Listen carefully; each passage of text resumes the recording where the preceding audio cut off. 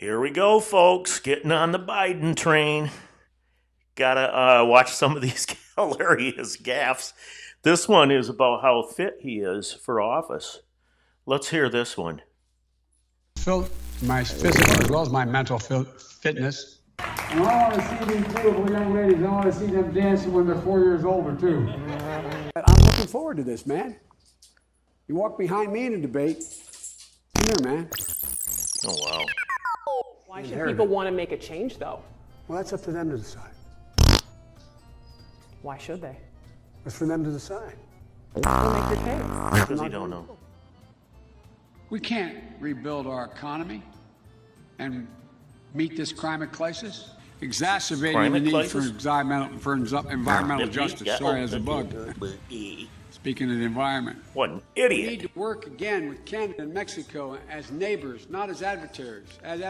This is the guy you elected. Donald Trump does pose an extra threat to this.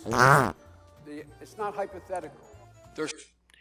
Just think about that for a minute. Let's just think. This guy got elected? Are you sure about that? Are you really sure about that? Who listened to all this stuff and thought this would be a good choice? This is the guy we want running the country. This guy is a hot mess. Listen to this crap that's coming out of his pie hole. Things that are worth dealing with China tough on. That makes it far more durable, reliable, and powerful. And partnerships built on coercion. Because if you could take care, if you were a quartermaster, you can sure and hell take care of running a department store thing, where in the second floor of the ladies' department or whatever. You know what I mean? Wow. This is pitiful. And, a lot of people say, hey, I feel sorry for old Joe.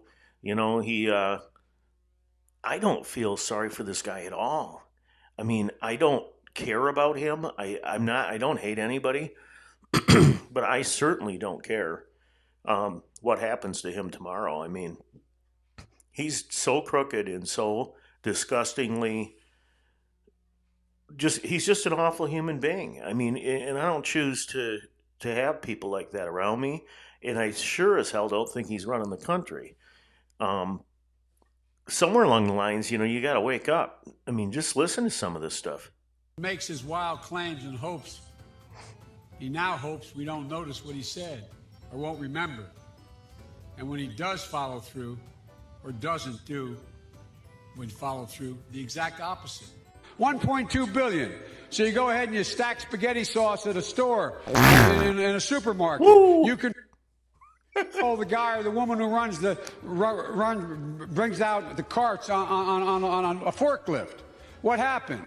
The way China will respond is when we gather the rest of the world that in fact believes in open trade and making sure that we're in a position that the world that we deal with WHO the right way.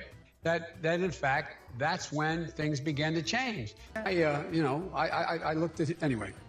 That's what I think my plan. I know what my plan does. I mean, no, but I mean, it's not about. I know you're supporting by saying booing, but look, here's the deal. And I had a nurse nurses at Walter Reed Hospital who would bend down and whisper in my ear. Wow. And go home and get me pillows. They would make sure they'd actually. Probably nothing ever taught in, you can't do it in the COVID time, but they'd actually breathe in my nostrils to make me move, to get me moving. So you don't make somebody else sick. Sick. What's with this guy? Well, the only thing we can do about it is be prepared. We have a whole group. There's a real Einstein, Joy Reid. This is lying in Washington's become acceptable on every level. It's not just Democrats, it's Republicans too, but the lying is something that's very welcomed. And there's just no moral compass to any of it there. Of lawyers who are going out to every polling, every voter registration physician in the states, the secretaries of state, making sure that they, in fact, have a game plan as to how they're going to allow the voting to take place. But in the 2020 census, which is now 2 censuses ago, soon to be. Estimated that 200 million people have died, probably by the time I finish this talk. 200 million people have died from COVID. Oh, Lord. Thank you, Hollywood. Thank you, Democrats, uninformed idiots, sheep. Necessarily, now we have over 120 million dead from COVID. That's why I've made it a priority my entire career to work closely with you. From the time I got to the Senate 180 years ago. That's about true. He's been there so long, and let me tell you what he's done, folks. He's done zero. This guy, just the idea that he could have become president is enough to it's mind-boggling. I got no words for it. I mean, this is the best we got. This is it. That's why I just don't buy into the votes and all that. And I'm not one of these conspiracy theorists, but this is a clown. This guy is a clown. And his family. I mean, just the family, they're all just disgusting, awful people. It's like the Clintons, I don't even know how Bill Clinton can stand to look at that frickin' monster he's living with. She is one of the most despicable, nasty human beings. There's books about how nasty she is. Is it a coincidence? I mean, that Secret Service agents wrote these books about what a nasty bitch Hillary Clinton is? And then you got this clown. You tell me every Democrat-run city is in chaos. Do you not get that? Do you people that vote for these people not get that? What do you think he's going to do for you? What is he going to do for you? As well as my tenure as vice president. 1787, the United States Constitution.